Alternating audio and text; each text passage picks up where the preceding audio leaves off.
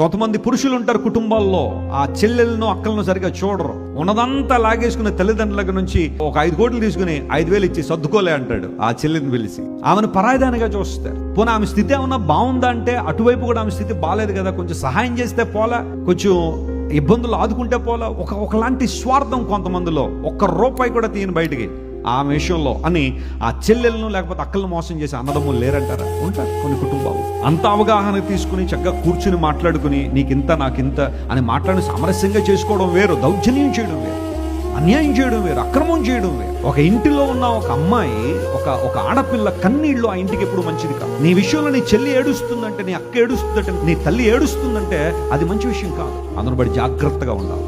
ఆ విషయాల్లో ఒక ఆడపిల్లని కానీ లేదా ఒక స్త్రీని ఏడిపిస్తున్నావు అంటే ఆ విషయంలో చాలా జాగ్రత్తగా ఉండాలి. ఆ కన్నీరు మంచిది కాదు. అన్యాయానికి గురవుతున్నవాడు, లేకపోతే ఆఫీసుల్లో కొంతమంది అన్యాయానికి గురైన, ప్రమోషన్ రావాలి, ఆయన కులాన్ని బట్టి ఆపేస్తుంటారు కొన్నిసార్లు ప్రమోషన్.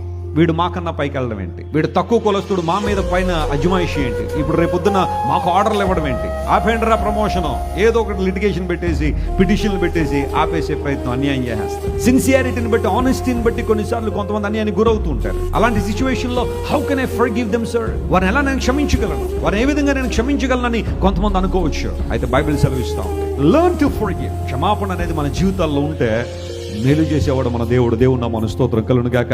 ఆయన ఎప్పుడు కూడా మనకు అన్యాయం చేసేవాడు కాదో.